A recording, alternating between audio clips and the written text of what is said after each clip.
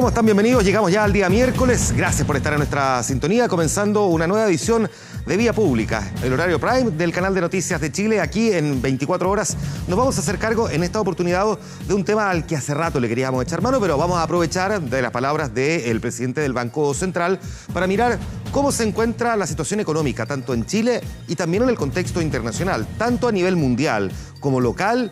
El principal riesgo para nuestra economía, decía él, es el político. ¿Qué está pasando en el mundo? ¿Qué pasa en Chile? ¿Cuáles son esos riesgos? Lo vamos a conversar con nuestros invitados en los próximos minutos para saber en el fondo qué nos depara este 2017. Ya tuvimos cifras de desempleo, ya conocimos esta semana 6,2%, una cifra que es baja, pero digamos, tiene sus matices porque hay mucha creación de empleo por cuenta propia, que sabemos son trabajos más bien precarios, que no tienen la cobertura previsional, de salud, de ahorro para la vejez, en fin. Pero también hemos conocido antecedentes de la manufactura y de la minería que no son muy alentadores, la verdad. Bueno, de eso y más nos vamos a hacer cargo en los próximos minutos para proyectar este 2017. Déjenme mostrarles de inmediato la pregunta que desde hoy está alojada en el principal tuit de nuestra cuenta @24HorasTVN, en Twitter, @24HorasTVN. Usted se mete y la primera cosa que se va a encontrar es esta pregunta. Y les queremos saber si usted considera que será este un mejor año económico que el 2016. Bueno, ahí aparecen las alternativas, sí o no. Usted, según sus propias percepciones, puede votar.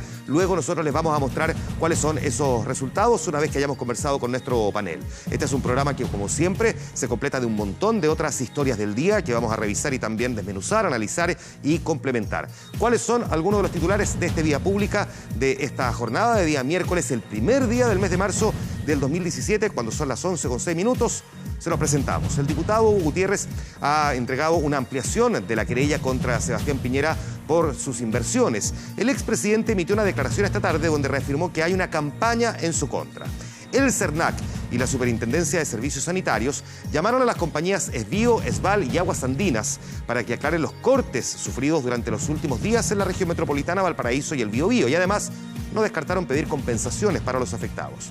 El presidente de Más Vida anunció que va a dejar el cargo que ocupaba desde 1997, esto luego de que Gama Capital desistiera de su oferta para entrar en esta ISAPRE y de que se acordara que la compañía Nexus Partners se transformara en el nuevo salvavidas de esta empresa. Una historia que es un poco alambicada, compleja, pero se la vamos a explicar también en los próximos minutos. Pero vamos a comenzar con este revuelo político que se ha generado en torno a las inversiones del expresidente Sebastián Piñera, cuestión que no se detiene.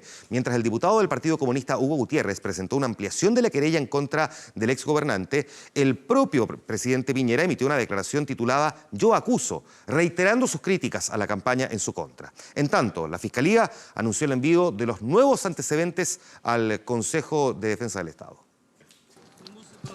Era un alto funcionario público, pero al mismo tiempo recibía dineros ilegales de privados. Desde julio de 2010 y hasta que dejó de ejercer en 2012, el ex subsecretario de Minería de Sebastián Piñera, Pablo Wagner, recibió pagos bimensuales de 3 millones por parte de Penta. Fue acusado de cohecho, pues los dineros, según la Fiscalía, eran para favorecer los intereses de la empresa en el proyecto minero Dominga. Lo que no se sabía es que hasta diciembre del 2010 los inversionistas mayoritarios eran la familia Piñera. El exmandatario dijo que nunca ha participado en su administración.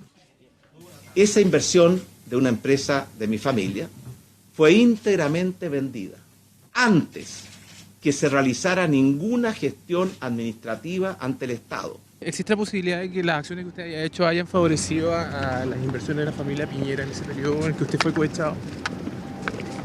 Pero yo nunca he sido cohechado y, segundo lugar, yo no tengo nada que agregar ni tengo ningún conocimiento respecto de esas inversiones. El Consejo de Defensa del Estado se querelló en su contra. En esa época, el fallecido exgerente Hugo Bravo dijo que el pago no tenía justificación, salvo que fuera para ayudar con el proyecto como subsecretario. Precisamente son pagos que se habrían hecho a cambio de gestiones en favor del proyecto Dominga.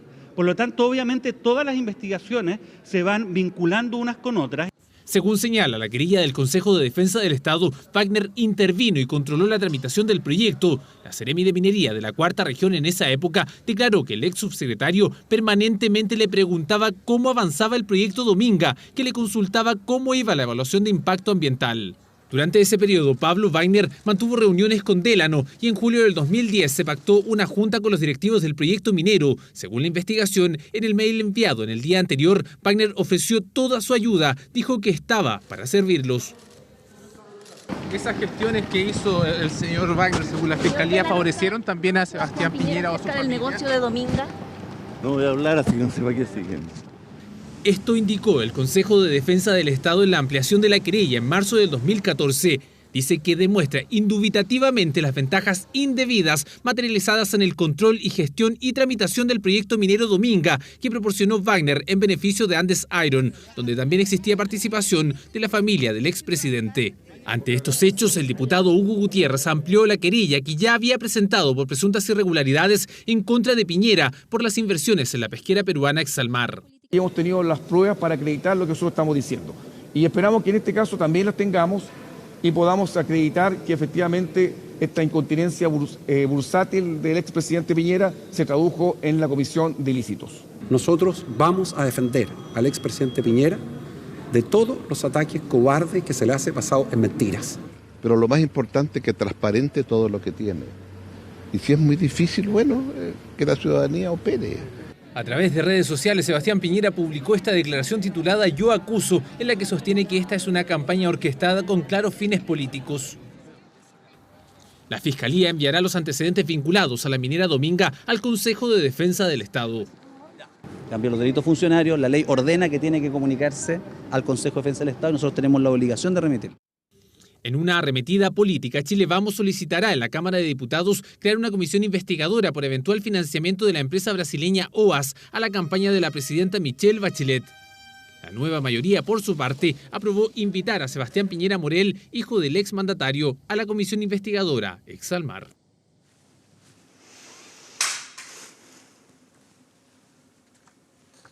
Respecto de esto último de OAS o OAS y si eventualmente aportó o no a la campaña de la presidenta Bachelet, una comisión investigadora ha generado un cierto debate respecto de hasta dónde podría eventualmente avanzar con responsabilidades políticas, porque de acuerdo a lo que establece la ley, incluso si hubiese habido aportes de una empresa extranjera a una campaña política local, cosa que sabemos la ley impide, estaría prescrito, argumentan algunos, pero desde el punto de vista legal, la discusión es si desde el punto de vista político podría tener algún tipo de alcance. Sobre lo primero, esto que veíamos al comienzo de la nota, que afecta al ex subsecretario de Minería, Pablo Wagner, en esto de haber recibido dineros por parte del Grupo Penta, o al menos de alguno de sus socios, mientras era funcionario de Estado, lo que se podría interpretar como cohecho, es recibir plata cuando se es funcionario público, y en el caso de quienes entregaron esos recursos se les acusa de soborno, como estamos viendo respecto de los controladores de ese grupo económico. Lo que está hoy día en discusión, a propósito de lo que veíamos recién en la nota,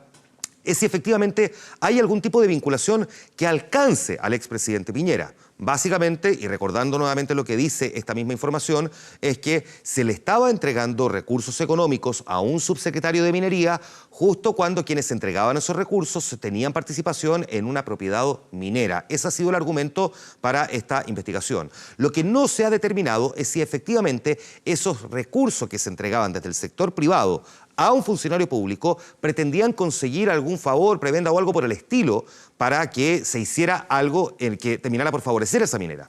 Estamos justo hablando de la minera que se transformó en tema durante esta semana a propósito del artículo de la radio Bio Bio, esta minera Dominga, donde hubo participación por parte de la familia de Piñera en sus comienzos. Ahora, si es difícil determinar si efectivamente se cometió el delito propiamente tal de influir sobre un funcionario público para favorecer un proyecto, en este caso minero, si eso ya es complejo, va a ser más difícil todavía establecer que haya un eventual vínculo con Sebastián Piñera, lo que no significa que no deba ser investigado, porque dado que la información ya está puesta sobre la mesa, aquí lo que habrá que determinar, digamos, en beneficio de todos, tanto del que denuncia como del que en estos momentos se está viendo acusado. Hugo Gutiérrez y Sebastián Piñera, para ponerle nombre y apellido, es que se despeje lo más rápido posible, si se confía en los tribunales de justicia y se cree efectivamente en que es ciega y que completamente independiente de las posiciones políticas. Veremos entonces dónde termina esta investigación. Por ahora, ahí está. Nos vamos a acercar a otra historia. A propósito de minería, con enfrentamientos con carabineros, terminó el bloqueo que realizaron trabajadores de La Escondida en las principales rutas de acceso a la ciudad de Antofagasta. Durante la madrugada, cerca de 800 trabajadores levantaron barricadas en las rutas B28 y 5 Norte, interrumpiendo el tránsito por más de 5 horas. La protesta generó la molestia de los conductores que a esa hora intentaban llegar a sus lugares de trabajo. Carabineros llegó hasta este lugar para despejar los caminos, pero se encontró con la resistencia de los trabajadores. Disturbios que dejaron 3 heridos. La manifestación que se enmarca dentro de la huelga legal que ya se prolonga por 21 días.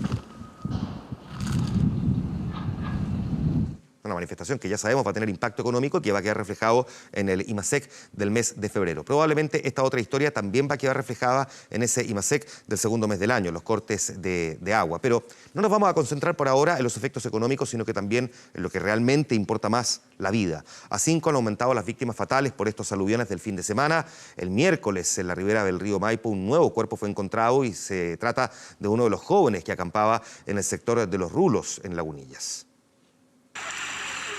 ¿Qué nos dice el pececillo? ¡Pececillo!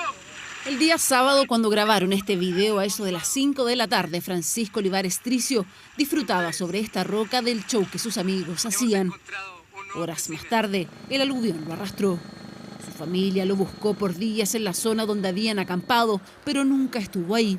Estaba a más de 40 kilómetros de distancia, en Puente Alto, en el río Maipo, justo frente a una viña. Hemos encontrado un cuerpo en el río Maipo, a 1 kilómetro del puente de San Ramón, entre la comuna de Puente Alto y Pirque. El cuerpo en sexo masculino, de edad entre 30 y 40 años. De este grupo de amigos solo falta por encontrar a Mario Antonio Reyes Requena. Su padre lo ha buscado intensamente. Yo no me muevo aquí y vengo todos los días hasta llevármelo. ¿Ah?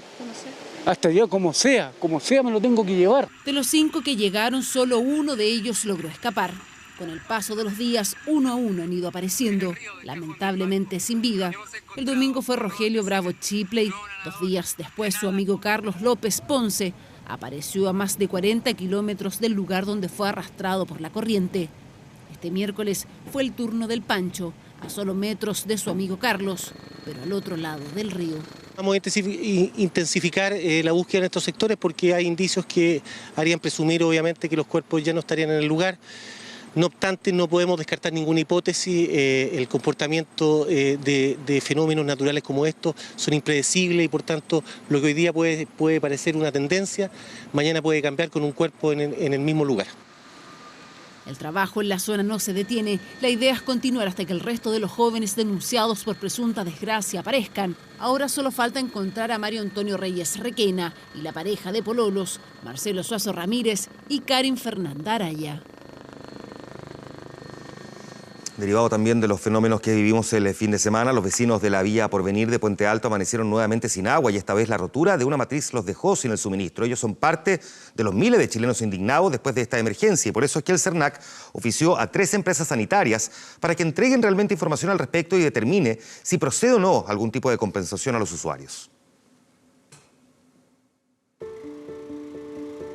Don Luis está indignado, pensó que este miércoles por fin tendría agua, pero la sorpresa fue mayor cuando se encontró con esta matriz rota en la puerta de su casa. No está de más decir que no le salió ni una gota de agua. Lo único que se encontró fue una retroexcavadora gigante enfrente de su casa en la Villa Porvenir de Puente Alto. 4 días. Ayer llegó un hilito de agua, que no era mucho, y lo más cómico que salía más aire que agua. Y esto incomoda bastante, aparte de la rotura. ¿Está con agua o sin agua? Sin agua. Janet también está complicada, vive en la misma cuadra y con suerte guardó agua para cocinar unos pocos tallarines. Mira, si no tengo, hasta sin agua está cocinando, Ya no tengo agua. Es que ayer en la mañana llegó un ratito, pero sirvió una cocinadora nada más. Paciencia que se agota por parte de estos vecinos que llevan 4 días sin agua potable. Esto ya nos tiene pero colapsados. Puesto que esto es lo último por la sencilla razón de que siempre las matrices acá se están rompiendo. En Puente Alto al menos 2 matrices tuvieron complicaciones en este sector que se fueron reparando durante las últimas horas. Claro que las molestias se siguen multiplicando. No tengo agua, por eso no se pudo lavar la loza anoche. Este es un problema de aguas andinas, de la mantención de las matrices, ya no tiene nada que ver con la naturaleza. Yo creo que, producto del corte que hubo, tiene que haber compensaciones ahora para la gente. Al corte por el aluvión se suman efectos colaterales de estos vecinos, por eso comienza el proceso de investigación y la hora de hablar de compensaciones. La Superintendencia de Servicios Sanitarios, en conjunto con el CERNAC, oficiaron a las sanitarias Esvío, Esval y Aguas Andinas para que entreguen las explicaciones por el corte de agua. El rango de acciones va desde eventualmente una mediación colectiva si se estima que las compensaciones proceden o si la empresa no está disponible a llegar a los tribunales de justicia. Es necesario que la superintendencia pueda iniciar el proceso de la investigación para determinar las responsabilidades de lo que ocurrió en este caso. Y ojalá que en mi trabajo no me descuenten el día. Seguramente me van a descontar el día también. Entonces, yo creo que basta. 10 días tienen las sanitarias para responder a la autoridad. El CERNAC deberá mediar entre empresas y usuarios. De lo contrario, se llegará a tribunales. Mientras, en la Villa Porvenir, la vereda de Don Luis es repuesta de a poco. La matriz quedó operativa y la autoridad sanitaria asegura que la emergencia a nivel macro ya ha sido superada. Ahora, habrá que esperar si proceden o no las compensaciones. De una crisis en otra, esta es una que se arrastra por meses y que hoy tuvo un nuevo capítulo. La Superintendencia de Salud decidió intervenir parcialmente el funcionamiento de la ISAPRE Más Vida y entre las medidas se cuenta una inédita prohibición a sus afiliados de poder cambiarse de ISAPRE, al menos hasta fin de mes. El término de convenios con clínicas y rumores de una quiebra fueron el detonante para que muchos afiliados a ISAPRE Más Vida simplemente decidieran irse. Eso, hasta hoy. Hemos decretado la suspensión temporal de las afiliaciones y las desafiliaciones. Esto tiene por objeto justamente generar algún tipo de tranquilidad, es una de estabilidad para efecto de cualquier medida que se tome y efectivamente asegurar la continuidad de operaciones de la ISAPRE. La Superintendencia de Salud activó una intervención parcial en la aseguradora, tomó custodia de las inversiones, aprobará sus transacciones y suspendió la afiliación o desafiliación. Una noticia que sorprendió a Fuad, que tenía todo listo para cambiarse de ISAPRE. Sin embargo, no le dieron la carta que ponía fin a su contrato con Más Vida. Hay que esperar, ¿no? Pues si no se puede hacer nada, no me quieren entregar la carta de desafiliación. Y con eso no pasa nada, tengo que esperar hasta el 31 de marzo a que me la entreguen. Y ahí poder presentar la otra ISAPRE y desafiliarme, pero hasta ahora estoy en el aire, no puedo hacer nada. Más Vida contaba con 560.000 afiliados y solo en los últimos 2 meses perdió 15.000. Para la autoridad, la medida busca proteger a los que continúan dentro y no pueden cambiarse, por ejemplo, por tener preexistencias. Estas medidas tienen por objeto garantizar que esas personas sean protegidas en el futuro en esta ISAPRE o en otra que lo reciba con pleno respeto de sus contratos. La ISAPRE busca desde abril de 2016 un socio para revertir los problemas financieros. Sin embargo, esta semana, por segunda vez, una oferta no prosperó. Un problema que también avanza en tribunales, donde un grupo de médicos accionistas presentó una querella en contra del directorio. Ese mensaje que se está dando a los 500.000 o 600.000 afiliados, el mensaje que se le está dando al mercado, hoy día necesitamos credibilidad. Y credibilidad hoy día, este directorio no la tiene.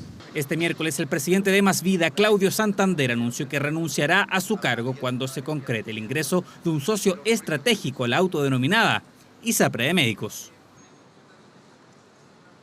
Eso es probablemente lo que tanto favoreció en algún momento a esta ISAPRE de Médicos, que era la que menos subía los planes y que parecía generar tanto atractivo y que hizo que tantas personas se fueran a ella. Hoy día podría terminar jugándole en contra. Y déjeme explicarle, entre otras cosas, por qué. No solamente porque, tal cual como lo veíamos en la nota, un grupo de 200 de esos médicos, que son accionistas al mismo tiempo de la ISAPRE, se están querellando contra quienes han controlado a esta empresa durante el último tiempo para saber si efectivamente se entregaron antecedentes, información, datos, números falsos al sistema propiamente tal, sino que además es lo que está provocando que la gente diga, si los propios doctores de la ISAPRE se van en contra de la ISAPRE, ¿por qué querría yo seguir atendiéndome en ella?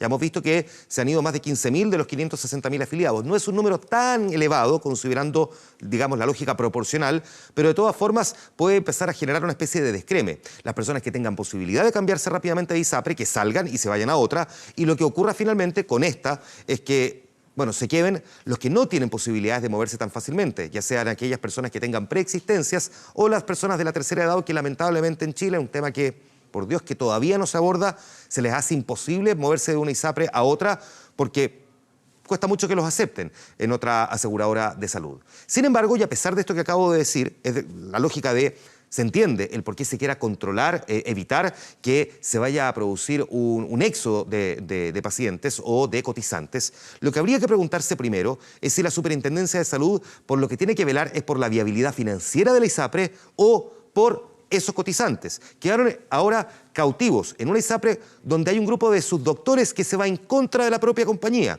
¿Qué pasa si esos doctores deciden renunciar o no seguir trabajando? Una cosa es ser accionista, otra es estar vinculado a la ISAPRE. ¿Qué garantiza que la gente siga pagando todos los meses, pero que la ISAPRE siga siendo de buena calidad? Recordemos que además está una ISAPRE que tiene vinculación directa a través de la empresa con distintas clínicas. Por lo tanto, esas personas que se afiliaron a esa ISAPRE se atienden en esas clínicas. ¿Y qué pasa si efectivamente nos empezamos a encontrar con un problema desde el punto de vista de la atención? Pero todavía más, uno puede entender la lógica de que la superintendencia lo que quiera evitar es que la ISAPRE descreme y se quede con los mejores cotizantes, los que producen muy poco gasto, los que casi no la usan, los que prácticamente no sacan ningún bono, y termine por empezar a despejar a los que sí son llamados cotizantes cacho.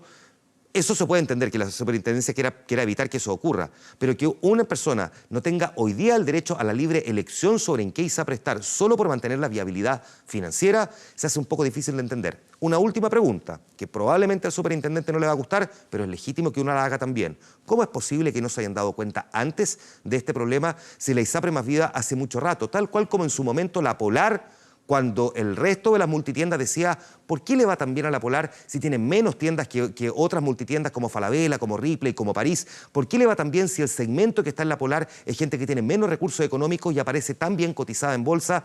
Nadie se dio cuenta, ningún regulador se dio cuenta de lo que estaba pasando. La Superintendencia de Salud no tuvo ningún antecedente de que efectivamente una situación como esta podría haber estado ocurriendo. Al menos es legítimo preguntárselo, precisamente por la salud de un sistema que vela precisamente por la de nosotros.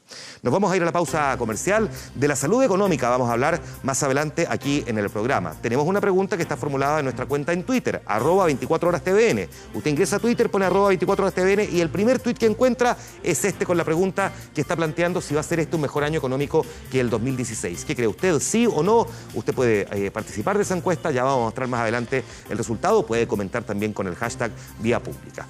Vamos a ir a la pausa comercial, volvemos de inmediato, seguimos desarrollando otros temas, entre otras cosas lo que le mostramos anoche en vivo, el discurso de Donald Trump. ¿Cuáles han sido las repercusiones un día después?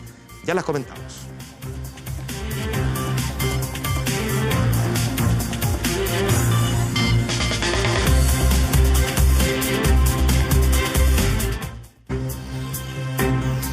Probablemente sea la conclusión a la que han llegado varios de los analistas después de observar el discurso que pronunció anoche ante las dos cámaras del Congreso del presidente de Estados Unidos. Una versión moderada de sí mismo. Es lo que coinciden por lo menos los medios estadounidenses en calificar ese discurso que pronunció anoche Donald Trump ante el Capitolio. El mandatario fue de todas formas fiel a los postulados que lo hicieron ganador de las elecciones. Volvió a hablar en contra de la inmigración, aunque con un matiz bien importante, y prometió devolverle la grandeza a Estados Unidos. The President of the United States.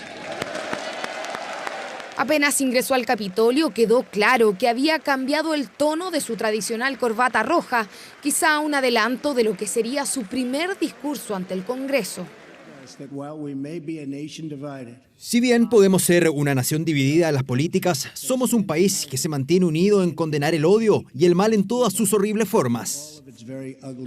Hablaba en contra de ataques a la comunidad judía y otro que le costó la vida a un ciudadano indio en Kansas, pero pese a ello, el presidente de Estados Unidos insistió en criticar a los inmigrantes. Reforzando nuestras leyes migratorias, vamos a aumentar los salarios, ayudar a los cesantes, ahorrar miles de millones de dólares y que nuestras comunidades sean más seguras para todos. Palabras del presidente que asumió hace 40 días y que poco y nada de detalles entregó sobre cómo llevará a cabo sus reformas. Las reacciones ante sus palabras siguen siendo las de un país profundamente dividido. El presidente Trump nos está regresando a las épocas más oscuras de nuestra historia, criminalizando a cualquiera que es diferente, poniéndonos contra los unos de los otros. Me siento positiva, fue un discurso fantástico, no esperaba menos. Prometió una rebaja sin precedentes para los impuestos de empresarios y clase media, aumentar el gasto en defensa y pidió a los congresistas derogar el sistema de salud impulsado por Obama, todo sin agresiva gesticulación y apelando al apoyo demócrata. Creo que hubo un cambio significativo, no solo en ser más presidencial, sino para tratar de pasar a través de la división y poner a los demócratas en una especie de esquina retórica y decir, bueno, si no trabajan con nosotros, están haciendo que América no pueda ser grande otra vez. Trump volverá al centro de la polémica en los próximos días cuando firme un nuevo decreto antimigración. Se cree que esta vez sacaría a los iraquíes de la lista de países con mayoría musulmana a los que cerrará la puerta. También eximiría a los viajeros que ya cuentan con visa. Donald Trump es Donald Trump en sus distintas versiones y una es la que vimos anoche, que probablemente es la que menos se le conoce, que es un Donald Trump que leyó un discurso que fue elaborado por su equipo, donde él tuvo directa participación, pero del que no se salió en ningún momento. Lo lee en unas pantallas, en teleprompter, que son prácticamente imperceptibles para el público, pero va leyendo el discurso.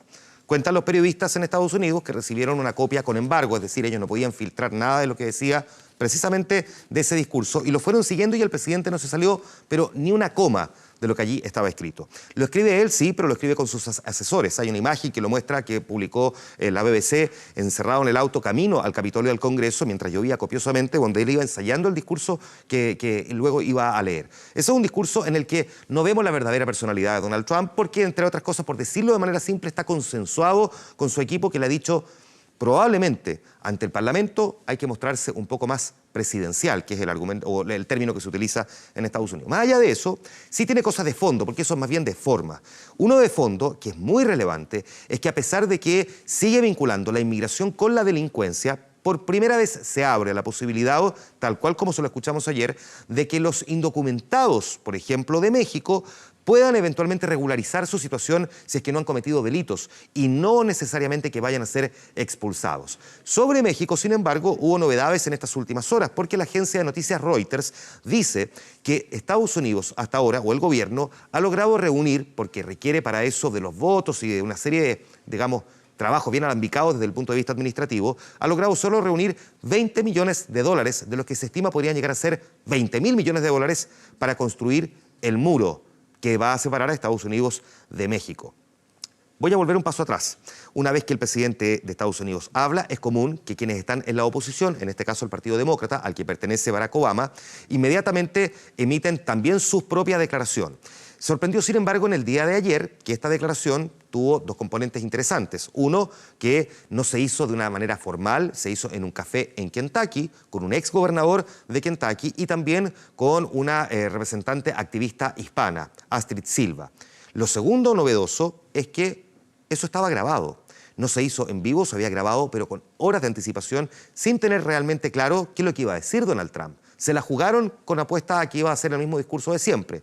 En algo le apostaron, pero podrían haberse equivocado, y ha sido parte también de las críticas que ha recibido el Partido Demócrata, que explica en parte también por qué se encuentra rezagado en la historia política norteamericana. De esto se va a seguir escribiendo en las siguientes horas. Nosotros nos vamos a ir a la pausa comercial, lo que pasa en Estados Unidos, pero también lo que pasa en Europa, lo que está pasando con el Brexit en Gran Bretaña y en el resto del planeta, incide en la economía local, la política extranjera, la foránea, pero también la que ocurre aquí, tiene impacto, según el presidente del Banco Central, en los números económicos chilenos. ¿Cómo estamos parados en este 2017? Le vamos a preguntar a nuestros invitados en los próximos minutos para poder proyectar cómo será este año en materia económica. Vamos a la pausa. Volvemos de inmediato. Vía Pública.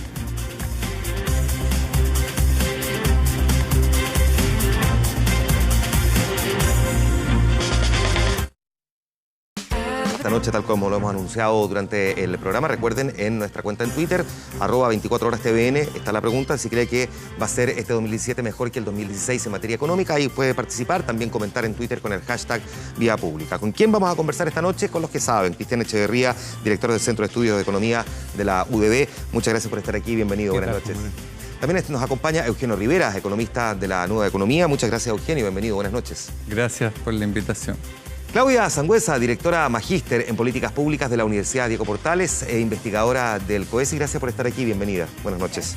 Y Juan Bravo, economista del Centro Latinoamericano de Políticas Económicas y Sociales, CLAPES, de la Universidad Católica. Juan, gracias por estar aquí. Muchas gracias. Bienvenido. Gracias. Buenas noches. Pero voy a partir primero con las palabras del presidente, el expresidente del Banco Central, cuando Rodrigo Vergara dice: déjame preguntarte primero, Cristian, si compartes lo que él plantea, que los principales riesgos económicos están dados en la política, tanto a nivel internacional como a nivel local. ¿Qué es lo que más podría hacer tambalear la economía aquí en Chile? Bueno, yo tiendo a concordar con ese diagnóstico. Efectivamente, si uno mira el panorama mundial y en general está viendo cambios paradigmáticos en una corrida, por decirlo así, hacia los nacionalismos y los proteccionismos. Y esos dos cambios tienen efectos económicos globales sobre el libre comercio, la movilidad de las personas, la migración, la disponibilidad de colaborar en los distintos ambientes y ámbitos en los cuales hay que colaborar internacionalmente, protección del medio ambiente y otros. Y eso tiene implicancias de corto, mediano y largo plazo. Y también la simultaneidad de elecciones, más nuestro ciclo político propio, creo que todo sumado está generando un panorama incierto. Tiene implicancias económicas y financieras importantes. Vamos a ir a la política local en un momento más, porque también es un año con ciertas incertidumbres propias de un año electoral, en fin. Pero déjame quedarme mientras tanto, y te pregunto a ti también, Eugenio, hay elecciones en 3 países europeos, Alemania, Francia, Holanda. Está también un año complejo para Gran Bretaña por el Brexit. Todavía no logran dar con los acomodos necesarios para encontrar el mecanismo para que se concrete, digamos, la salida del Reino Unido de la Unión Europea. Está Donald Trump, por otra parte, vigente ahí, con su propia política, y por lo tanto esto está teniendo ciertos efectos. Pero curiosamente al mismo tiempo estamos viendo que el comportamiento bursátil a nivel global no es un comportamiento malo, pero no se replica necesariamente en la bolsa local. Bueno, en un comentario que se hacía respecto a lo que había sido el primer mes de Trump en el gobierno, un republicano decía, mira, lo hicimos fantástico, y un demócrata le decía, pero ¿qué es lo que han hecho en este mes? No han hecho nada. Lo único que hicieron fue este decreto ejecutivo para restringir el ingreso a Estados Unidos, y eso incluso les salió mal.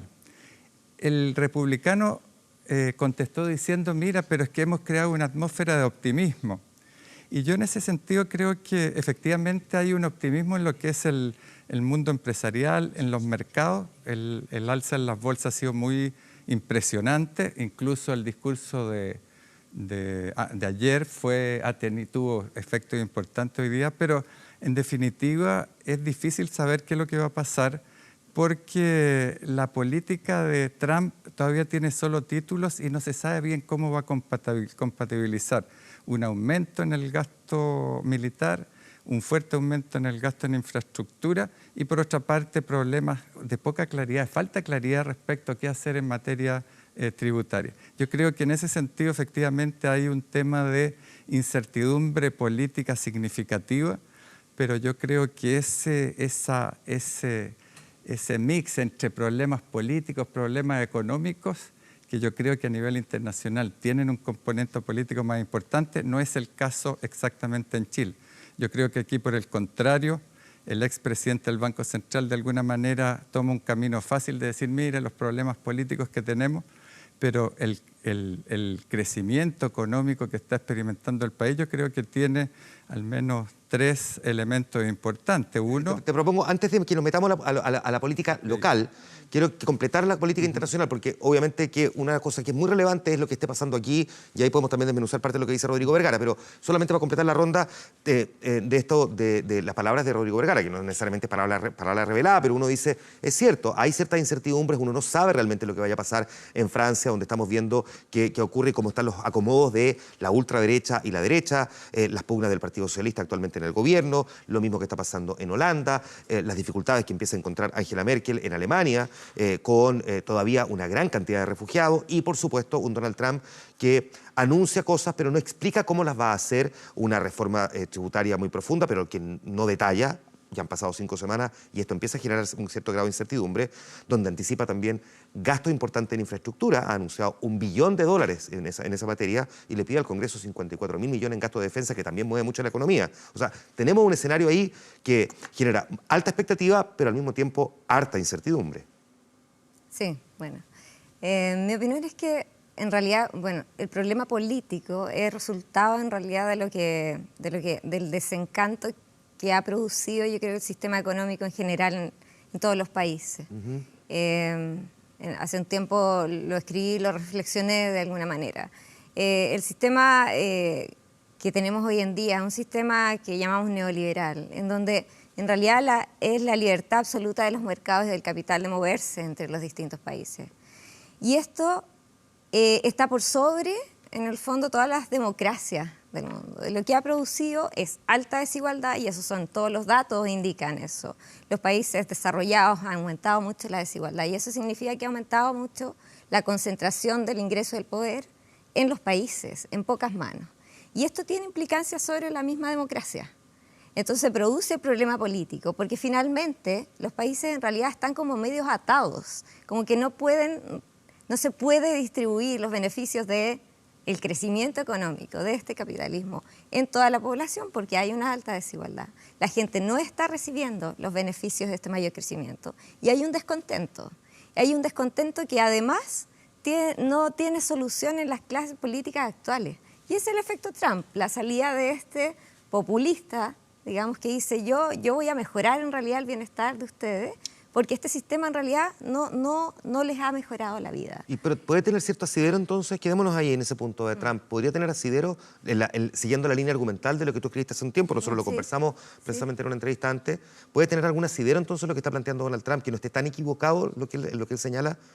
Da lo mismo si las herramientas, los métodos que utiliza son los correctos o no, de evitar que los inmigrantes puedan ocupar puestos de trabajo de norteamericanos y cosas por el estilo. Pero... Exactamente, lo que él hace es responder a esa sensación y tiene asidero en el sentido de que está respondiendo a una necesidad de la sociedad norteamericana y con un discurso lamentablemente bien pro discriminación, diría yo. Pero en el fondo la clase política tradicional no pudo responder con las herramientas tradicionales a esa demanda. Y eso es lo que está pasando también en varios países europeos y en Inglaterra con el Brexit. Hay una especie de descontento y la sensación de que en realidad el bienestar no está llegando. Es claro lo que dice Claudia, Juan, de que efectivamente existen grados de desigualdad y esos grados de desigualdad se han reflejado en estos descontentos y los descontentos se empiezan a reflejar en resultados políticos.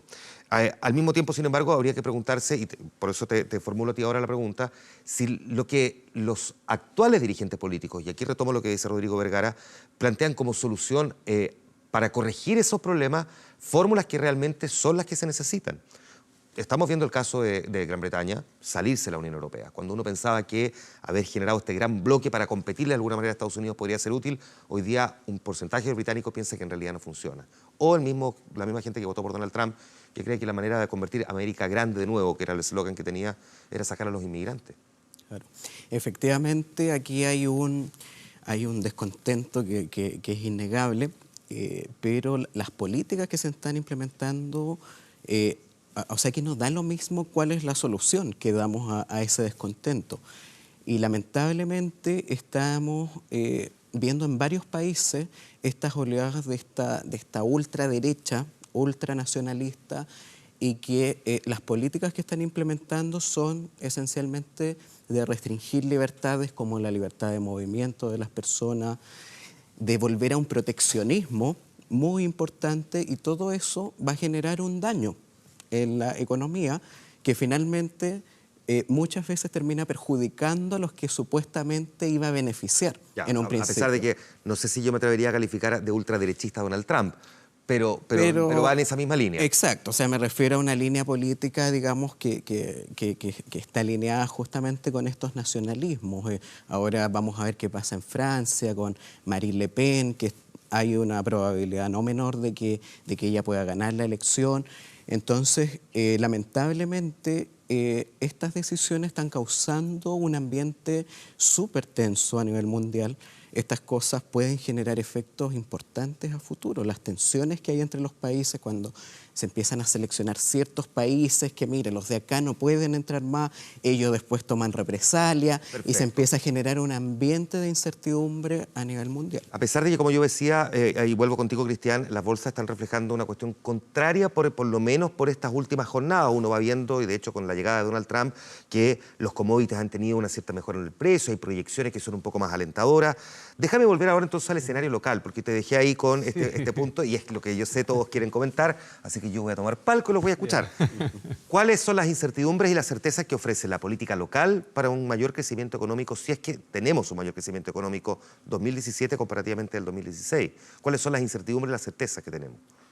A ver, las incertidumbres, bueno, política obvia es la de la elección, ¿cierto? En que obviamente se ponen en cuestionamiento ciertos pilares o ciertos paradigmas centrales del modelo o del sistema económico tal como lo conocemos, que mirado desde lejos, en verdad, en un contexto internacional, las diferencias objetivas, incluso las reformas que ha habido en este gobierno, no son realmente grandes reformas, así del estilo, como uno dice, una gran reforma tributaria de un país, no lo fue. Tiene efectos, obvio, no estoy diciendo que no los tenga, pero creo que Las incertidumbres están más vinculadas quizás al ánimo que ha prevalecido estos 4 años, que creo que había un ánimo un poquito distinto de cómo se hacía la política económica y la política social y la gran política.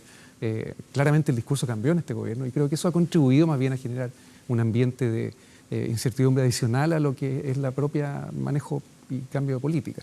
Una incertidumbre que se refleja en ejemplos concretos. A ver, por ejemplo, ¿en qué?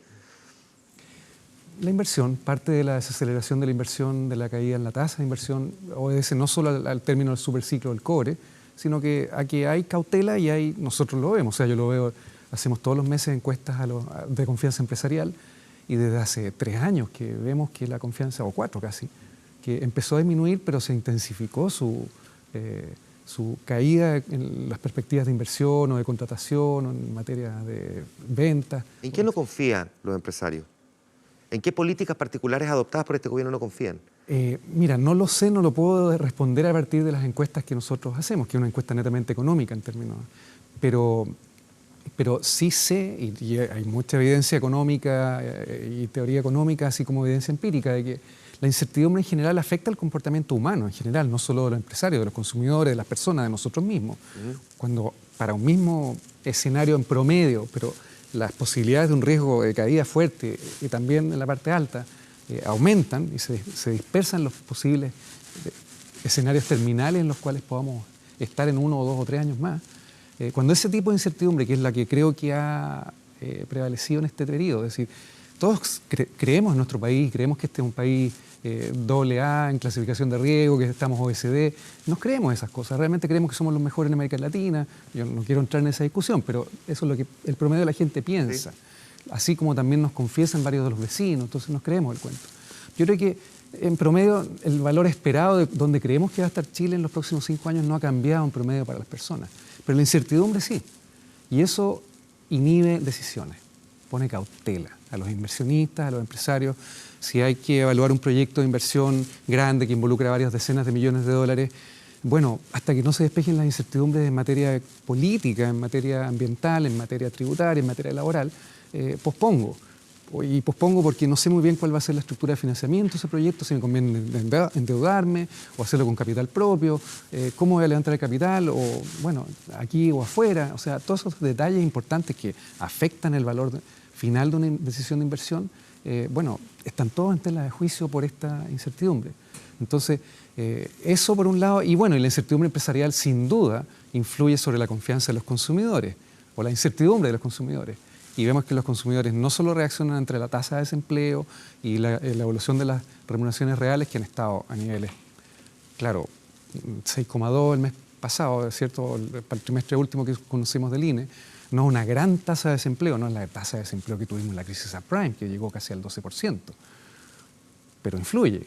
Y así también vemos que los trabajadores por cuenta propia están aumentando y los asalariados están acelerándose mucho en su crecimiento. Voy a ir sobre hay eso. varias cosas que están jugando para que la confianza de los consumidores efectivamente responda. Voy a volver sobre el tema del desempleo en un momento más, porque también ahí hay algunas teorías sobre esto que a lo mejor la estamos mirando demasiado linealmente y no multifactorialmente. Pero ahora retomo contigo, Eugenio, porque te dije justo en la mitad, cuando volvías tú al análisis local, quiero saber si compartes lo que plantea Cristian, o al menos tienes matices sobre qué son lo que están generando las incertidumbres en Chile. Sí, quizás, o sea, yo creo que sin duda hay un tema de incertidumbre, pero en general el empresariado opera bajo condiciones de gran incertidumbre. En general las inversiones importantes son, digamos, van a depender mucho de lo que va a pasar en los 5 o 10 años siguientes, y normalmente uno tiene antecedentes solo del próximo mes, del próximo año, máximo 2 años. Entonces el tema de la incertidumbre es propio de la actividad del inversionista. En ese sentido, cabe preguntarse qué es lo que está pasando con la inversión en Chile. Yo creo que ahí hay que tener un horizonte de tiempo mayor. Yo creo que hemos llegado a un punto de agotamiento, eso lo hemos repetido bastante, un agotamiento del modelo actual, muy basado en la inversión en bienes primarios, con poca diversificación, poca inversión en la economía de crecimiento. Y yo creo que lo que está ocurriendo, así como de fondo, en primer lugar, es que no tenemos un paquete de proyectos que sean interesantes de ser impulsados. Y en ese sentido yo creo que ahí hay un problema serio del sector privado que no está dando el ancho en términos de generar nuevas fuentes de crecimiento, nuevos impulsores del crecimiento.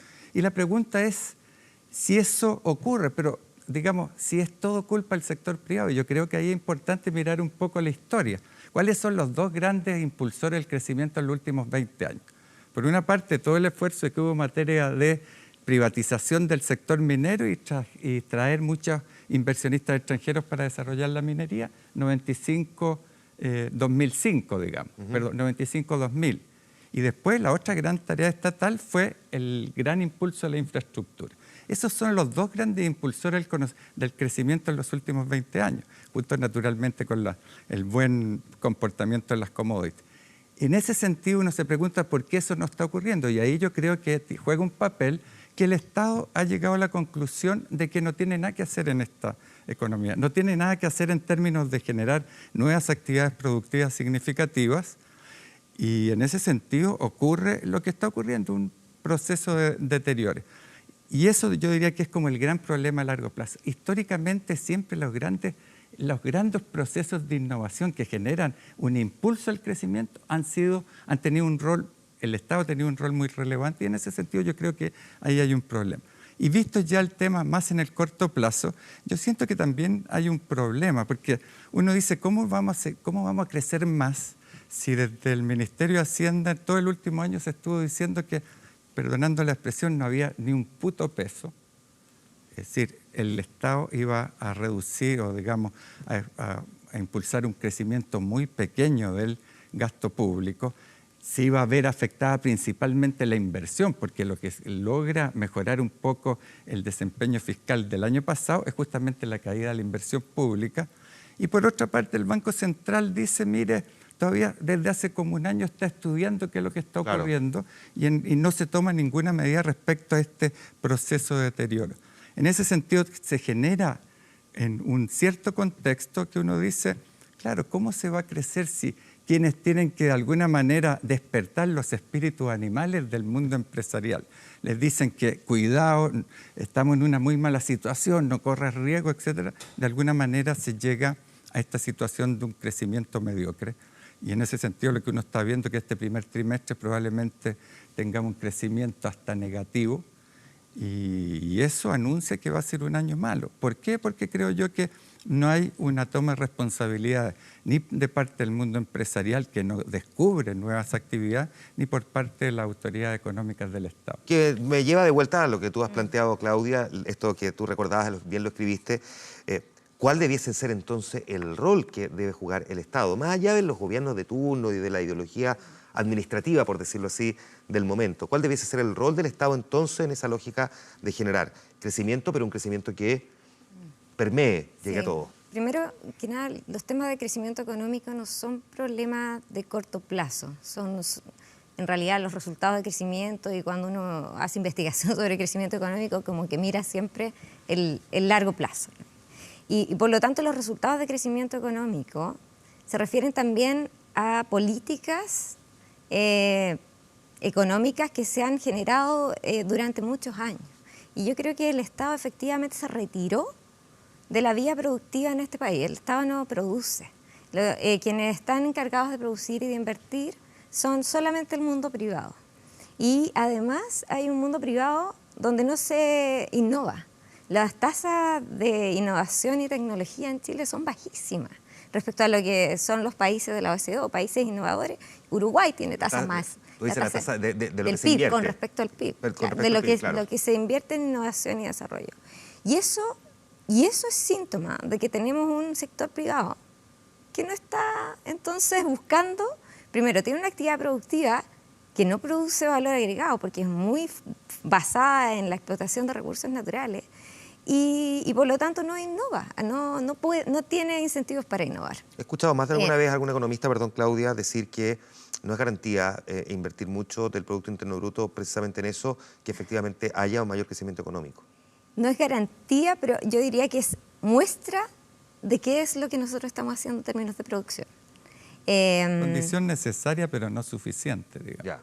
Y todo lo, bueno, el tema de crecimiento igual es un tema bien donde hay hartas diferencias porque hay poca evidencia de qué es lo que realmente afecta el crecimiento económico. Pero yo creo que algo en lo que hay bastante acuerdo es que lo que genera crecimiento económico son actividades productivas donde se genera realmente innovación, por ejemplo, actividades tecnológicas ahora.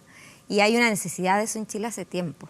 Y yo creo que el Estado, ¿cuál es el rol del Estado? Entonces, el rol del Estado justamente ahora es la necesidad, y lo que está viendo la discusión internacional, es la necesidad de que haya un Estado que sea un Estado que mueva la innovación, un Estado emprendedor, un Estado que produzca a la par con el sistema privado, que pueda innovar, que pueda invertir, que eso no es deuda, eso no es gasto, o sea, digo, eso no es gasto, no es cosa que se va a la basura. Y la inversión que es productiva es una inversión que puede generar crecimiento. Y yo creo que el Estado ha estado retirado de todo esto, ha estado retirado por razones ideológicas, en el fondo, porque no queremos un Estado, queremos un Estado mínimo, en el fondo, que no se meta en las actividades productivas. Y tenemos, por otro lado, actividades productivas que son por ejemplo, había una estadística de un economista chileno, Gabriel Palma, que una vez mostró que en los países asiáticos, por ejemplo, el tamaño de la inversión era el 100% de los ingresos del 10% más rico. Se invertía cada año. Y en Chile, el 30% de los ingresos del 10% más rico se invierte cada año. No el 100. No el 100. Entonces, ¿eso qué te muestra? ¿Dónde está ese ingreso? ¿Qué está haciendo ese ingreso? No está siendo invertido, está siendo guardado. ¿Sí? Está siendo guardado y generando renta para esos privados, pero no está siendo invertido. Y entonces no se genera, en el fondo, la crítica era, bueno, en Chile Ya, pero los más ricos no invierten. Aquí está de vuelta que es primero el huevo o la gallina, porque uno podría decir también es que no lo invierten porque no hay la suficiente generación de confianza para querer invertirlo. No les gustan las políticas adoptadas por un determinado gobierno, reforma tributaria u otra, reforma laboral, pero pueden haber montones de otras razones también. O sea, digamos que como que uno no tiene tan claro por dónde comienza este círculo, este eventual círculo vicioso. Si es que existiera, déjame preguntarte primero si estás de acuerdo con esa teoría, pero si estás de acuerdo, ¿cómo se rompe ese círculo entonces? Sí, a ver, aquí hay que separar, digamos, entre efectivamente el crecimiento de mediano plazo, el crecimiento tendencial que le llamamos los economistas, que tiene que ver con sus fundamentos, los fundamentos de la economía. Y efectivamente, si uno compara respecto al año 2013, por ejemplo, que el crecimiento de tendencia estaba casi en 5%. Eso es lo que aspiraba a crecer la economía en una situación normal. Ahora esa cifra bajó a 3%. Eso está estimado por el Banco Central, por el Comité de Expertos del PIB tendencial. O sea, hoy día esta economía perdió su capacidad de crecer. Y eso tiene que ver con fundamentos. Y esencialmente, y esto es lo que dice el Banco Central, el factor relacionado a la inversión es el que generó esencialmente esa baja. O sea, esto no es tanto productividad, no tanto empleo, sino que es más bien inversión. Entonces aquí efectivamente sí hay un daño en la capacidad de mediano plazo. Ahora estamos creciendo mucho menos que el 3. Estamos creciendo en torno al 1,5, 2. Ese es el rango que estamos, de hecho, aspirando para este año. Entonces hay algo que incluso va más allá de esos factores estructurales. Y ahí, claro, hay cosas, cierto, que tienen que ver con el ambiente externo. O sea, que es innegable que el sector externo ha influido en algo en Chile. Pero el FMI hizo un estudio hacia fines de 2015, donde estimó justamente cuál era el impacto para los países exportadores de commodity de esta caída de precios internacionales. Lo que estimó es que para los países que no eran exportadores de petróleo, como Chile, el impacto era alrededor de 1 punto de crecimiento. Entonces, claro, Chile pasó de crecer en torno al 5% en el periodo 2010-2013 a crecer al 2%. En el periodo 2014-2016, que es el periodo de la desaceleración. Entonces estamos diciendo que alrededor de solo 1 punto de los 3 tiene que ver básicamente con el ambiente externo. Entonces, si uno tiene que ponderar, digamos, aquí el efecto de esta caída es esencialmente interno. Un 70% uno debiera atribuirlo a factores internos. Así que yo tiendo a compartir que efectivamente los factores ligados a la incertidumbre todas las estadísticas de confianza siguen en niveles pesimistas. Esto no ha cambiado en ningún momento, ha vuelto a los niveles optimistas y es una situación que ha perdurado. Y eso tiene que ver con situaciones Pero lo que internas. no se explica es que durante 10 años la productividad está absolutamente estancada. Y en ese sentido, ahí hay un problema que responder. O sea, uno dice, mira, es que en los últimos 3 años no se ha crecido como se creció en el periodo anterior. Pero el periodo anterior se creció en buena medida en torno a un 5% promedio porque hubo un terremoto, un gran esfuerzo de reconstrucción y ya desde el 2012 se percibía una caída del ritmo de producción. Y en ese sentido es corto de vista decir, mire, esto empezó el año 2013. Tenemos problemas desde por lo menos hace 10 años de estancamiento de la productividad y por eso que se llega a situaciones y a planteamientos un poco ilusos que yo creo que son preocupantes para el futuro. ¿Qué es lo que dice la gente de oposición de derecha, digamos, al actual gobierno? Mire, aquí el problema es de incertidumbre generado por las reformas. Va a llegar el presidente Piñera, se va a terminar la incertidumbre y se va a terminar los problemas. Y yo realmente no creo que que baste un cambio en el ambiente de negocio por la llegada del presidente Piñera para resolver los problemas. Estos problemas se vienen arrastrando de una manera muy clara, por lo menos desde el año 2005. A mí me preocupa como el discurso que se ha armado en torno a esta como incertidumbre sobre las reformas y al mismo tiempo esta caída en la inversión. En un país que está altamente concentrado, por ejemplo, en un extremo, una persona podría tener la propiedad sobre toda la inversión. Y si esa persona tiene la propiedad sobre toda la inversión y no le gusta el gobierno elegido, y el gobierno elegido, supongamos en esa sociedad, le dice, te voy a aumentar los impuestos para poder financiar este derecho social, pero esa persona es dueña de toda la inversión, esa persona perfectamente puede decir, entonces, yo paro la economía, porque soy el único dueño en el fondo. Entonces, el poder político que puede tener una pequeña parte de la población, porque el ingreso está altamente concentrado, es muy peligroso. Yo creo que finalmente lo que ha pasado es eso. En un país que está altamente concentrado, donde toda la inversión está en pocas manos, entonces la amenaza política de parar la economía porque no me gusta tu reforma, produce un tema político ahora. Y a mí me parece que es como... La posición del The Economist en su última edición, que decía, mire, 7 familias controlan el 17% del PIB, digamos, en materia de riqueza. Y eso es un tema relevante. O sea, por eso el tema relevante y el tema y las implicancias políticas que se tienen, porque de qué forma tú puedes hacer política pública para la mayoría de la población que quiere ciertas reformas, pero esa élite no la quiere. Entonces ahí nos encontramos con un tema bastante... Yo no he dicho en ningún momento que esto partió en 2013. Lo que dije es que en 2013, y esos no son datos míos, esto, insisto, Banco Central, cálculos del Banco Central, cálculos del Comité de Expertos del Ministerio de Hacienda, era 5% la capacidad de crecimiento estimada que ya consideraba los efectos de productividad y todo lo que tú mencionabas ese año. O sea, eso ya estaba considerado en el cálculo y ahora es 3%. O sea, efectivamente algo pasó en ese periodo, cambió algún fundamento. O sea, independiente que yo incluso puedo compartir...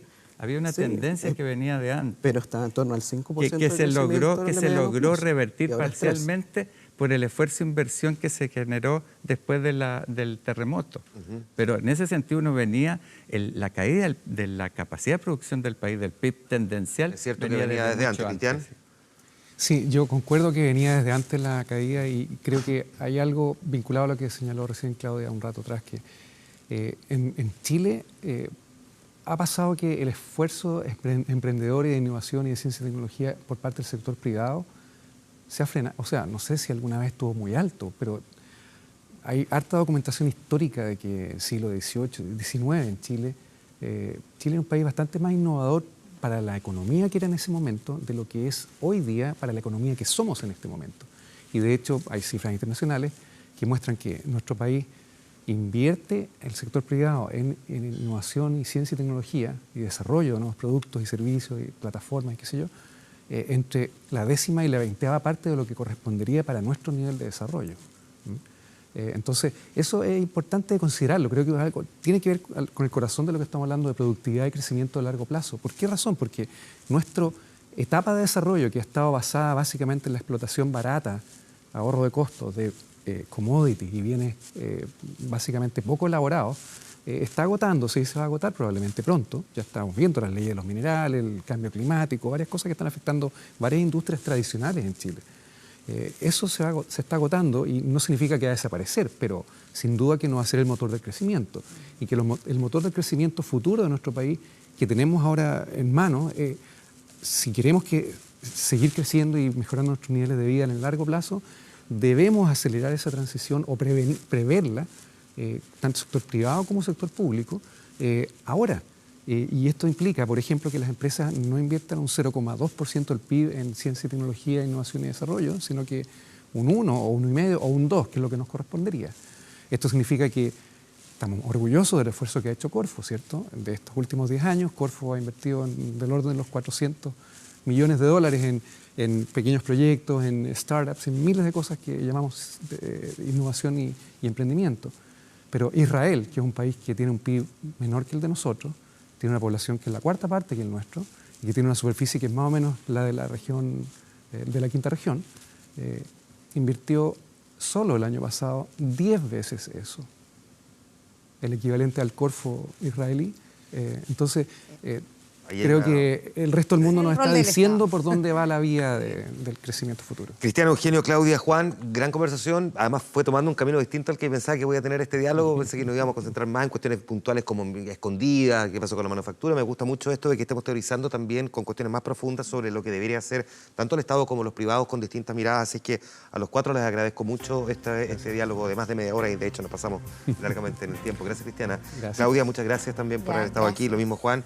Muchas gracias, Eugenio. Además, de hecho, este bloque va a estar disponible apenas termine el programa, le queda todavía un ratito, va a estar disponible en 24horas.cl para quienes llegaron tarde y quieran revisar esta muy interesante conversación. Vamos a la pausa, volvemos al tiro, esperemos.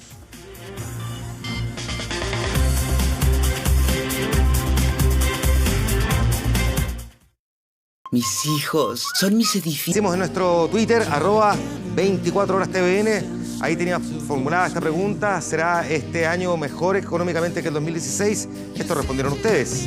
Sí, piensa un 42%, no un 58%. Ahí está la respuesta de ustedes. Nuestro portal 24horas.cl destaca lo siguiente: las bencinas van a volver a registrar una baja en su valor a partir de este jueves. El diésel y el querosén van a presentar un alza, mientras que las gasolinas de 93 y 97, porque la de 95 en Chile no se produce, es una mezcla entre ambas, van a disminuir su valor. Eso entonces a partir de mañana. Tenemos en estos momentos en Santiago una temperatura que llega a los 19 grados, está despejado y se espera para este día. Jueves y viernes temperaturas que van a estar del orden de los 28 grados, ambos días con nubosidad parcial. Lo que estamos escuchando y que ahora vemos en imagen es el video que hoy estrenó el cantante británico Robbie Williams, el ex vocalista de Take That.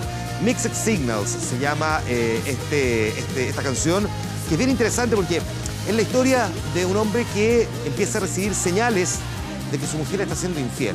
Pero el video va mutando varias veces y de ahí es que uno se vaya formando esta idea de las señales mixtas.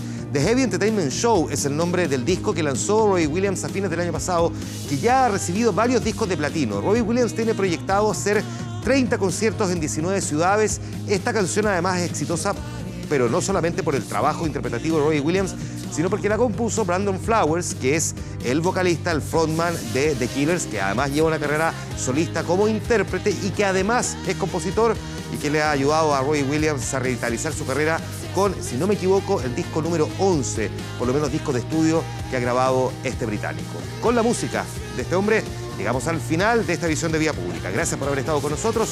Nos juntamos después de 24 horas central mañana. Buenas noches.